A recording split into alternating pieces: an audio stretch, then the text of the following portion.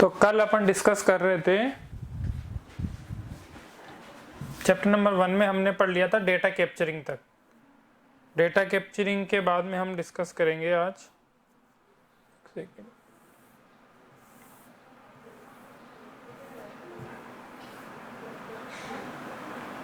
Data capturing, data storage अपन ने पढ़ लिया था और डेटा रिट्रीव भी पढ़ लिया था। यहां तक अपना हो गया था, ठीक है। डेटा डिलीटेशन एंड रिकवरी चलेगा आज अपना टॉपिक। तो आज से हम नया टॉपिक स्टार्ट कर रहे हैं, that is data deletion and recovery. कि डेटा को डिलीट करना और यदि डिलीट हो गया है तो उसको रिकवर करना, कैसे रिकवर कर सकते हैं अपन, ठीक है। तो बिगेस्ट टास्क है ये कि आपका जो डेटा है उसको किस तरीके से अपन डिलीट करेंगे और किस तरीके से अपन उसको गुड आफ्टरनून से रिकवर करेंगे। So the biggest task associated with digital data, कि आपने जो डेटा स्टोर किया है उसको आपने डेटाबेस में स्टोर किया है या फाइल्स में आपने डेटा को स्टोर किया है। तो डिफरेंट वे होते हैं डेटा को स्टोर करने के। अपन ने देखा कि हम जो डेटा है उसको फाइल्स में भी स्टोर कर सकते हैं और डेटाबेसेस में भी स्टोर कर सकते हैं। डेटाबेसेस में स्टोर करने पे क्या रहेगा कि डेटा सेंट्रलाइज रहता है आपका। आपने देखा होगा कि जो बड़े बड़े ऑर्गेनाइजेशंस हैं जैसे आपके बिग बाजार, अमेजोन और ये, तो वो क्या करते हैं कि सारे डेटा को क्या करके रखते हैं, सेंट्रलाइजेशन करके रखते हैं। तो उनके पास जो भी डेटा होता है वो पूरे सेंटर में रहता है कि आप कहीं से भी डेटा को क्या कर सकते हो, एक्सेस कर सकते हो। तो डेटा को आप कहीं से भी क्या कर सकते हो, एक्सेस कर सकते हो। तो डेटा आपका कैसे डिलीटेशन और रिकवरी होगा उसका। So the storage devices can manipulate malfunctions or crash down resulting in the deletion of data stored। क्या होता है कि जब आप डिजिटल डेटा को डिलीट करते हो, कभी कभी जो बड़ा डेटा रहता है, जैसे आज फेसबुक का सर्वर है उस पर इतना सारा डेटा अपलोडेड है, ठीक है, अमेजोन का सर्वर है उन पे डेटा स्टोरेज है। तो storage devices can malfunctions और crash down resulting in the deletion of data stored. तो डेटा स्टोर के टाइम पे वो क्या हो सकती है, क्रैश हो सकती है आपने की, क्योंकि स्टोरेज लिमिट फिक्स है, ठीक है ना। आपकी जो क्या रहती है कि डेटा की स्टोरेज लिमिट फिक्स है, कि आपकी जो डिवाइस है उसकी स्टोरेज लिमिट फिक्स है। जैसे आपका फोन है वो 4 GB तक डेटा स्टोर कर सकता है, तो 4 GB तक का ही डेटा उसमें स्टोर होगा। नेक्स्ट उसको डेटा स्टोर करने के लिए क्या रिक्वायर रहेगी आपको, और स्टोरेज डिवाइसेस की रिक्वायर रहेगी। तो यहाँ पे हम जो बात कर रहे हैं कि जो स्टोरेज है हमारा जो फिक्स होता है, तो उस समय यदि आपने डेटा को डिलीट किया तो हो सकता है मे बी कोई वहां पे डेटा स्टोर करते समय क्रैश हो जाए या कुछ भी हो जाए। Accidentally erase data from storage devices और हैकर और malware can delete this digital data intentionally. अब आप कुछ टास्क ऐसा परफॉर्म कर रहे हो, कोई अपग्रेडेशन कर रहे हो आप, हम बैकअप क्यों लेते हैं, डेटा का बैकअप क्यों लेते हैं हम। डेटा का बैकअप इसीलिए लेते हैं कि कोई भी टास्क करने से पहले कि हमारा जो डेटा है, प्रीवियस डेटा है, वो सेव रहे हमेशा के लिए, ताकि हम उसको दूसरी डिवाइसेस में रख सके बैकअप उसका। यदि आप कुछ प्रोसेस कर रहे हो, उस केस में कोई भी वजह रही, कोई मेलवेयर आ गया या किसी हैकर के थ्रू, या फिर आपका कोई डिवाइस में कोई प्रॉब्लम हो गया, उसकी वजह से भी आपका डेटा क्रैश हो गया, तो वहां पे एक बहुत प्रॉब्लम्स आपके सामने होगी। जैसे कि आप जानते हैं कि क्या होता है कि जैसे बड़े बड़े ऑर्गेनाइजेशंस, उनमें डेटा का सबसे इंपॉर्टेंट रोल होता है। बैंकिंग सेक्टर है, यदि उसका डेटा डिलीट हो जाए तो किससे कस्टमर्स को उस पर इफेक्ट पड़ेगा, क्योंकि बैंकिंग सेक्टर, इंश्योरेंस सेक्टर्स ये ऐसे हैं वहां पे डेटा का बहुत बड़ा इंपॉर्टेंट रोल है।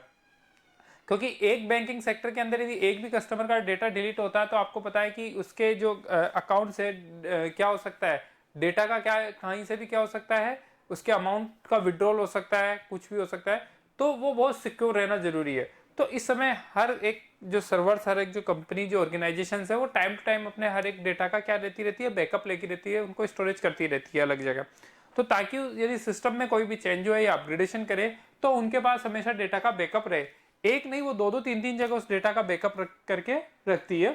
तो आपका जो स्टोरेज मीन्स है कि deleting digital store data means changing the details of data eight A bit level. तो आप क्या कर रहे हो, चेंज कर रहे हो डेटा के अंदर, means changing the details of data eight bit level. Bit level पे आप क्या कर रहे हो, डेटा को चेंजेस कर रहे हो कि किस तरीके से हमने डेटा को चेंजेस किया।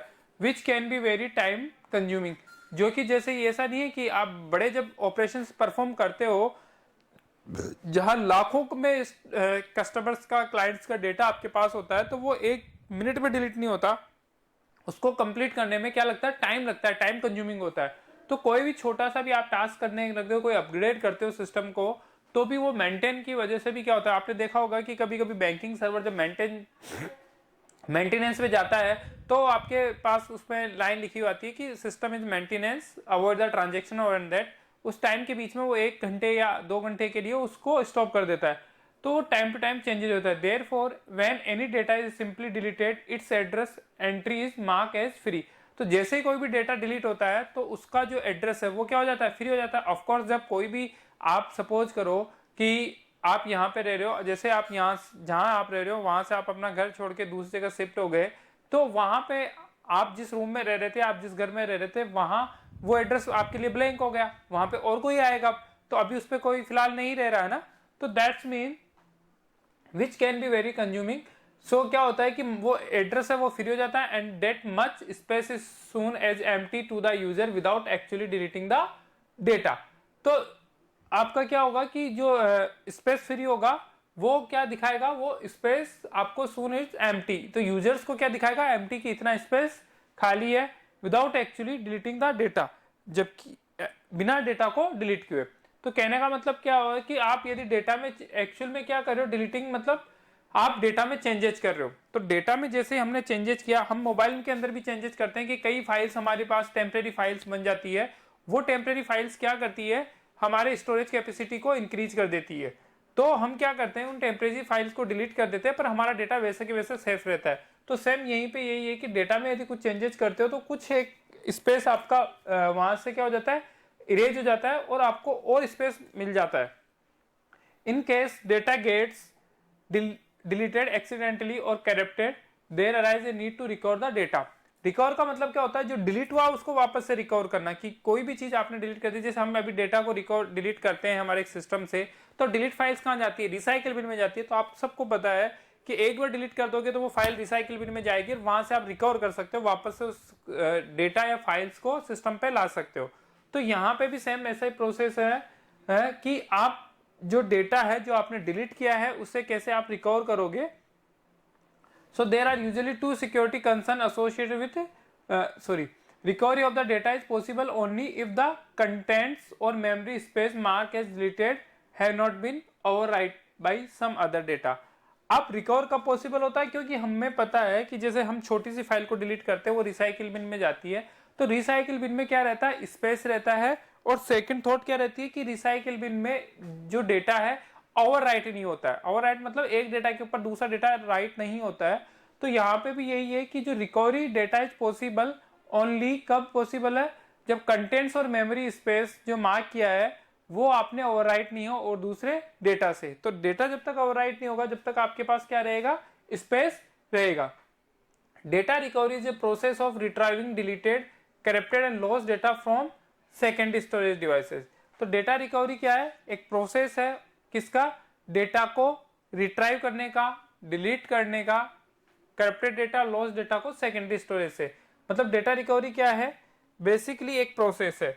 डेटा रिकवरी का मतलब क्या हुआ, data recovery is a process of retrieving, वापस से लाना डिलीटेड डेटा, जो डेटा डिलीट हो गया है उसको वापस से लेना, करप्टेड जो डेटा हो गया उसको वापस से लेना, और जो सेकेंडरी डिवाइस, स्टोरेज डिवाइस से कोई भी डेटा गायब हो गया उसको वापस से लेना, वो क्या कहलाता है, आपका डेटा रिकवरी कहलाता है। तो डेटा रिकवरी का मतलब क्या होता है कि जो डेटा लॉस्ट हुआ है, जो डिलीट हुआ है या करप्ट हुआ है, उसको वापस से उसी कंडीशन में लाना, रिप्रेजेंट करना, that is not data recovery.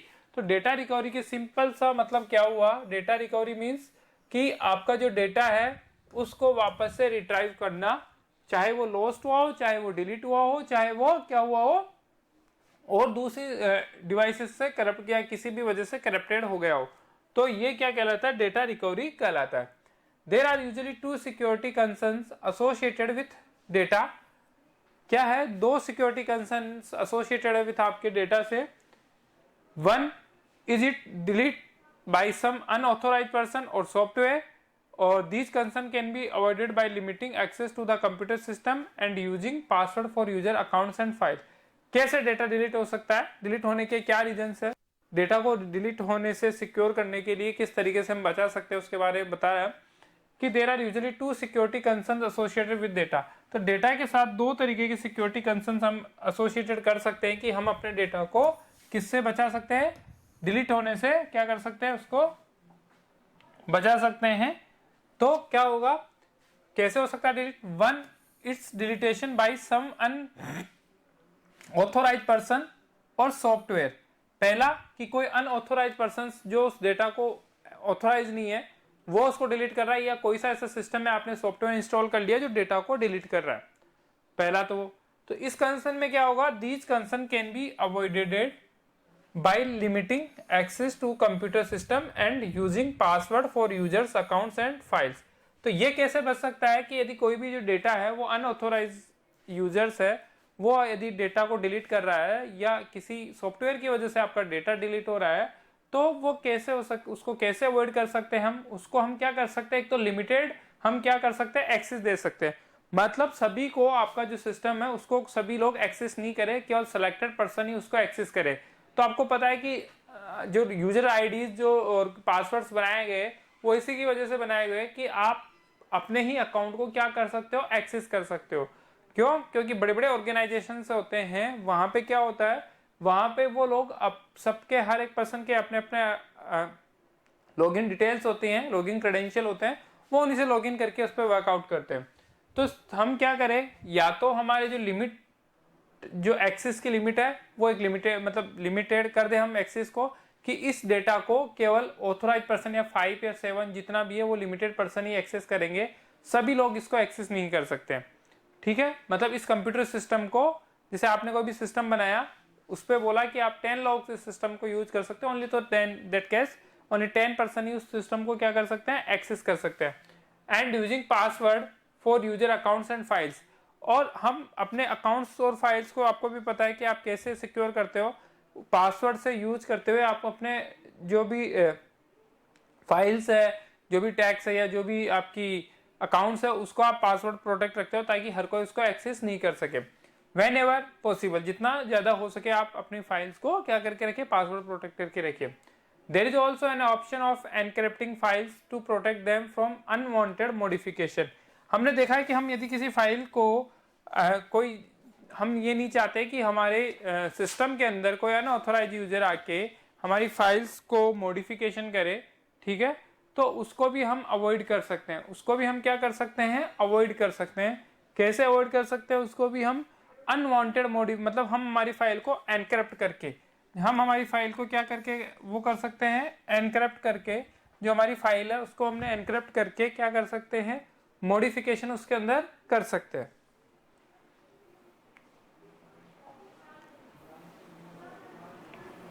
The other concern is related to unwanted recovery of data by unauthorized user or software।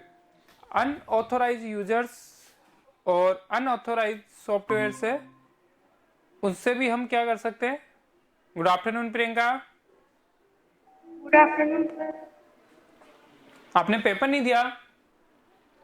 Sir हम पहले इको में थे, हमने सब्जेक्ट अब चेंज कर रहे हैं। Okay okay.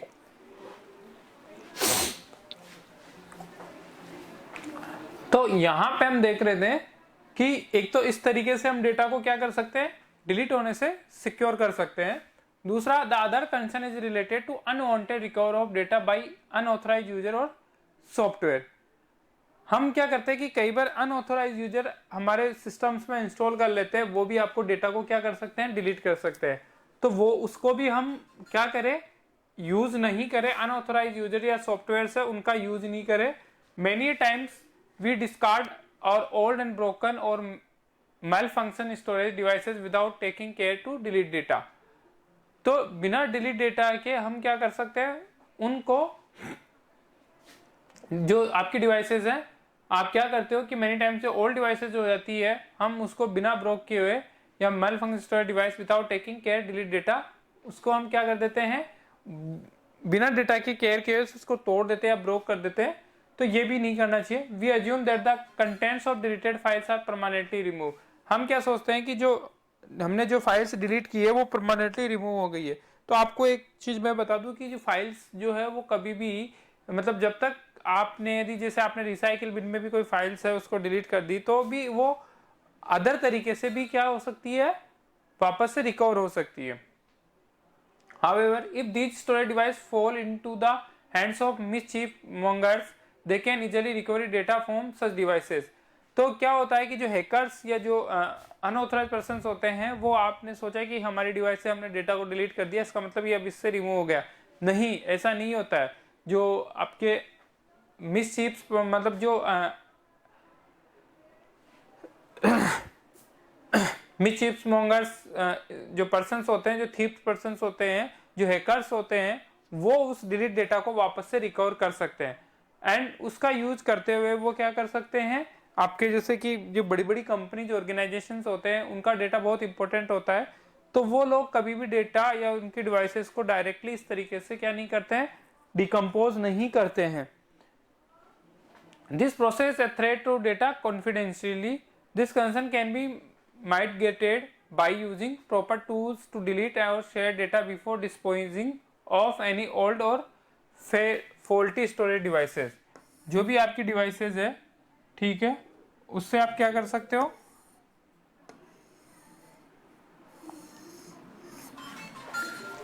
तो हमें कोई भी जो डिवाइस हमारी, उसको क्या करना चाहिए, डिस्पोज करने से पहले उसका सारा प्रोसेस हमें जान लेना चाहिए, और जो भी डेटा है हमारा जो हम डिलीट कर रहे हैं, उस डेटा को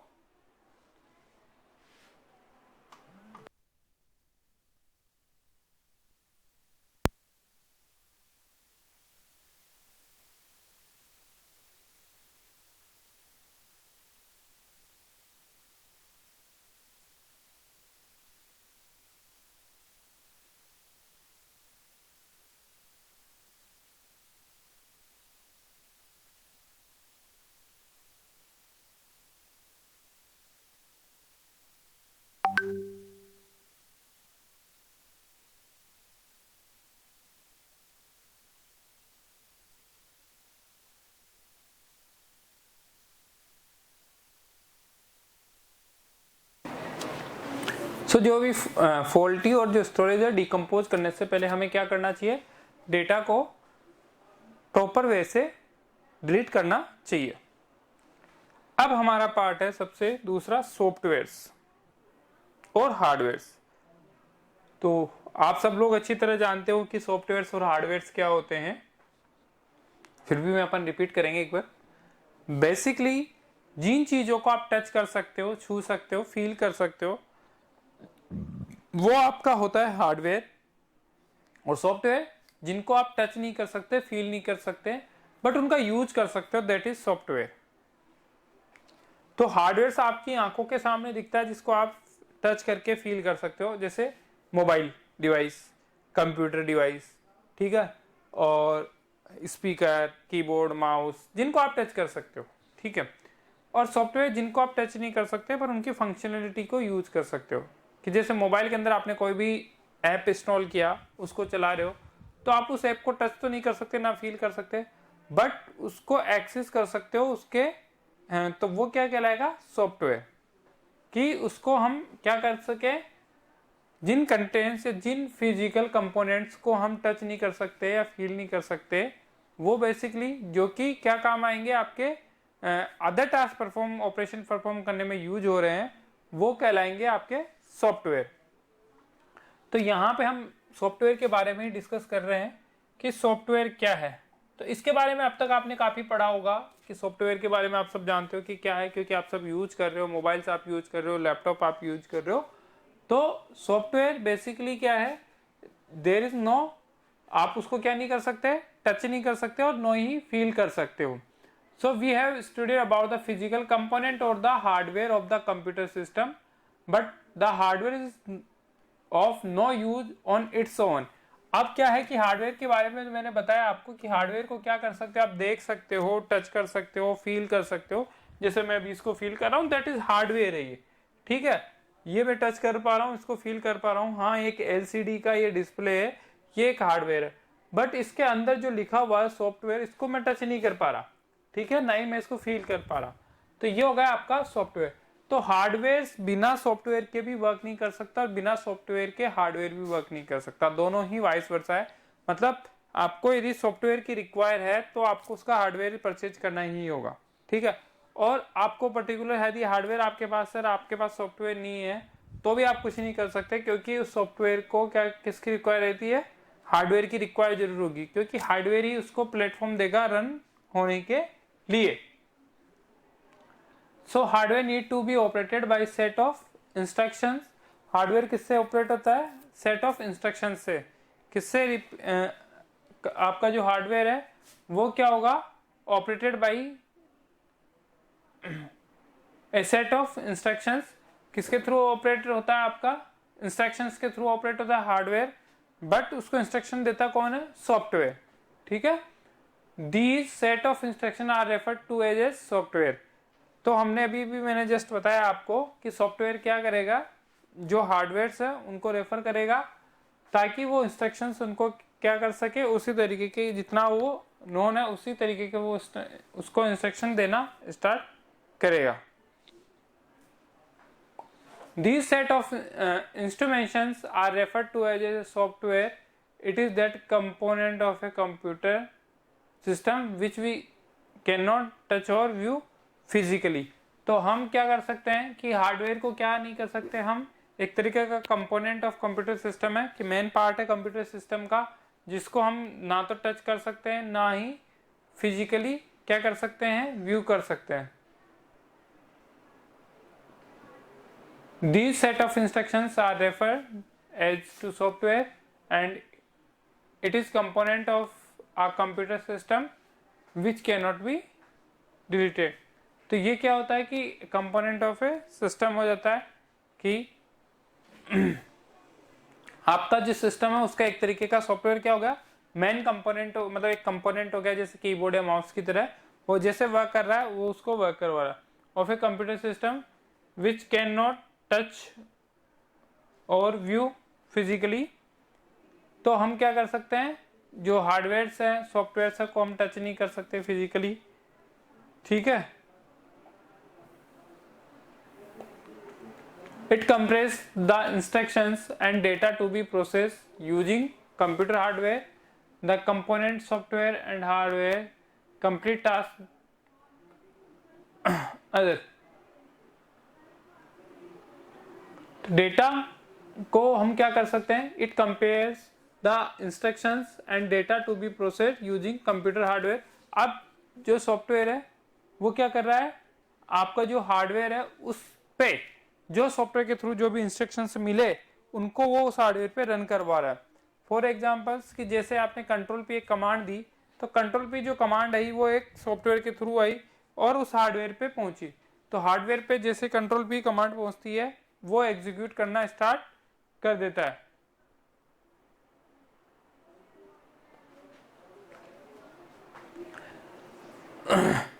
The software comprises a set of instructions which on execution delivery the desired outcome. In other words, each software is written for some computational purpose. अब जो सॉफ्टवेयर है जो बना रहे हो आप, वो किस पर्पज से बना रहे हो, सबसे इंपॉर्टेंट रोल ये है कि सॉफ्टवेयर का जो यूजेज है वो क्या है, such software is written for some computational purpose. तो जो क्या उसका पर्पज है उस सॉफ्टवेयर का, वह उसके अंदर उसी तरीके से वो सॉफ्टवेयर आपका डिजाइन किया जाता है। Some examples of software include operating system, कुछ एक एग्जांपल है ऑपरेटिंग सिस्टम नहीं, सिस्टम्स के। पहला कुछ examples softwares include operating system like Ubuntu or Windows 7, 10, word processing like LibreOffice or Microsoft Office, video player, VLC player, photo editor like GMP and India LibreOffice, draw a document or image stored on other hand or disk or pen drive is referred to as soft copy. The document or an image is called hard copy. तो कोई भी image की जो document की जो print copy है वो क्या कहलाएगी, आपकी हार्ड कॉपी कहलाएगी। तो हार्ड कॉपी क्या रहेगी, सॉफ्टवेयर क्या कहता है, the software compress a set of instruction which on execution delivery this desired outcome।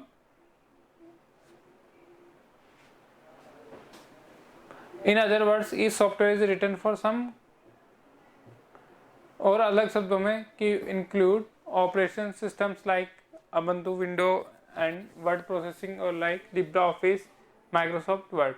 ये सब इसके एग्जांपल्स है कि ये यहाँ से भी आपको क्या कर सकते हैं, डिलीवर कर सकते हैं। डॉक्यूमेंट और an image is called hard copy, और जो सॉफ्टवेयर का जो आपने हार्ड कॉपी निकाला है उसे हम क्या बोलेंगे, हार्डवेयर होगा वो। तो हार्डवेयर यदि आप कोई चीज का प्रिंट निकालना चाह रहे हो, उसका पेन और पेपर पे लेना चाह रहे हो, तो वो क्या होगा, आपका हार्डवेयर होगा। क्या होगा, हार्डवेयर होगा।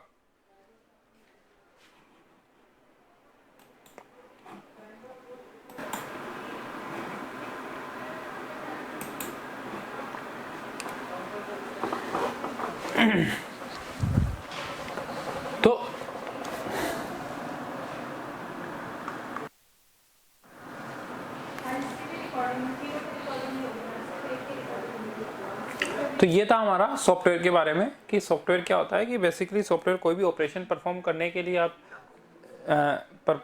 जो ऑपरेशन परफॉर्म हो रहा है वो किसी एक सॉफ्टवेयर के थ्रू हो रहा है, दैट इज सॉफ्टवेयर। तो आप जैसे अपना मोबाइल भी चला रहे हो, उस पर जो ऑपरेटिंग सिस्टम भी है वो भी एक सॉफ्टवेयर का टाइप है।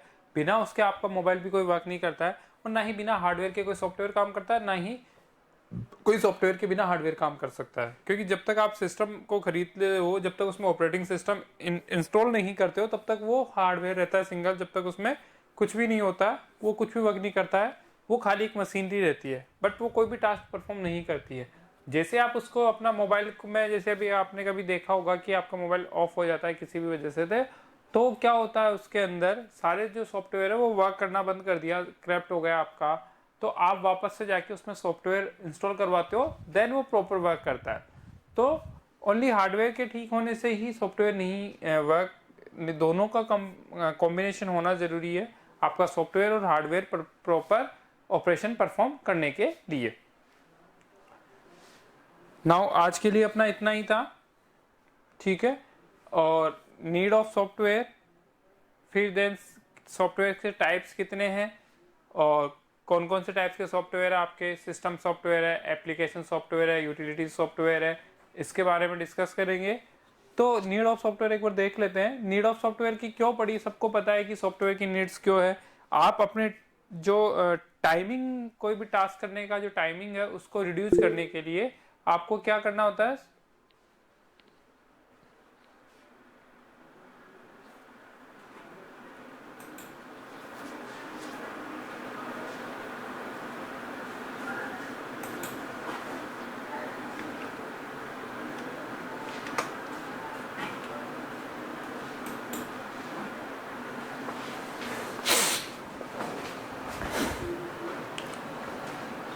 नीड ऑफ सॉफ्टवेयर हमें इसलिए पड़ी क्योंकि जो भी आपको ऑपरेशंस हैं डिवाइसेस को कम्प्लीटली रन कराने के लिए, बिना सॉफ्टवेयर की कोई भी डिवाइस वर्क नहीं करती है। और जो ऑपरेशंस या जो टास्क आप परफॉर्म करना चाह रहे हो वो किसी सॉफ्टवेयर के थ्रू परफॉर्म हो रहे हैं। तो the sole purpose of software is to make the computer hardware useful and operational. तो हार्डवेयर को यूजफुल बनाने के लिए, ऑपरेशनल बनाने के लिए हमें किसकी रिक्वायर रही, सॉफ्टवेयर की। Software know how to make different hardware component of a computer work and communicate with each other as well as with the end user। तो सॉफ्टवेयर के थ्रू ही आप दो हार्डवेयर के कंपोनेंट्स को क्या कर सकते हो, कम्युनिकेट कर सकते हो। क्योंकि हमें पता है कि जैसे आप प्रिंट कमांड भी देते हो तो आपको क्या करना होता है, आपको पहले उसका ड्राइवर इंस्टॉल करने पड़ते हैं। ड्राइवर्स इंस्टॉल करने के बाद ही वो वर्क करेगा। तो कोई भी जो हार्डवेयर से सॉफ्टवेयर को कॉम्बिनेशन बनाने के लिए हमें क्या करना होता है, उसके सॉफ्टवेयर्स या उसके ड्राइवर्स को इंस्टॉल करना होता है। तो we can not instruct the hardware of a computer directly. हम उसको डायरेक्टली क्या नहीं देकर हार्डवेयर को इंस्ट्रक्शन नहीं दे सकते हैं, क्योंकि उसके लिए हमें भी एक सॉफ्टवेयर इंस्टॉल करना होगा। Software act as a interface between humans and the hardware. तो सॉफ्टवेयर का क्या काम रहेगा, सॉफ्टवेयर बेसिकली क्या है, इंटरफेस का वर्क कर रहा है किस किस के बीच में, ह्यूमंस और आपका हार्डवेयर के बीच में। तो हार्डवेयर को कैसे काम करा रहा है, किसके थ्रू काम कर रहा है, इन दोनों के बीच में आपका सॉफ्टवेयर वर्क करता है। कि जैसे कि आपको ये ह्यूमन है, पीपल जो लोग यूज करते हैं, इसको कोई कमांड देनी है, प्रिंट करना है इसको कुछ, तो ये क्या करेगा, कोई सॉफ्टवेयर रन करेगा और फिर प्रिंट कमांड देगा।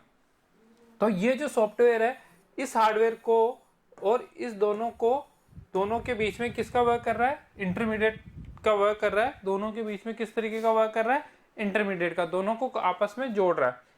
Depending on the mode of instruction with hardware and function to be perform, the software can not be broadly classified into 3 category. तो उनके वर्किंग के अकॉर्डिंग सॉफ्टवेयर्स को हम 3 टाइप्स में डिवाइड कर सकते हैं, system softwares, programming tool software और एप्लीकेशन सॉफ्टवेयर। 3 तरीके के मोस्टली सॉफ्टवेयर्स हैं। कौन कौन से, सिस्टम सॉफ्टवेयर्स, प्रोग्रामिंग सॉफ्टवेयर्स और एप्लीकेशन सॉफ्टवेयर। कि पर्टिकुलर किसी एप्लीकेशंस को एग्जीक्यूट कराने के लिए बनाए हुए हो, प्रोग्रामिंग के लिए बनाए हो, या सिस्टम सॉफ्टवेयर जो सिस्टम को रन कराने के लिए बनाए हुए हो। तो इस तरीके से हम क्या कर सकते हैं, नीड की, हमें सॉफ्टवेयर की नीड इसलिए रही कि हार्डवेयर को प्रॉपर वे के अंदर ऑपरेशनल करने के लिए सॉफ्टवेयर की नीड रही कि ह्यूमन और हार्डवेयर दोनों के बीच में सॉफ्टवेयर किसका वर्क कर रहा है, इंटरमीडिएट का वर्क कर रहा है, मीडिएटर का वर्क कर रहा है। बिना डायरेक्ट हार्डवेयर भी आपका वर्क नहीं कर सकता और डायरेक्ट सॉफ्टवेयर भी वर्क नहीं कर सकता है, ठीक है। तो इसलिए हमें इसकी नीड रही। अब है सिस्टम सॉफ्टवेयर जो हम कल देखेंगे, ठीक है। Okay sir. ओके।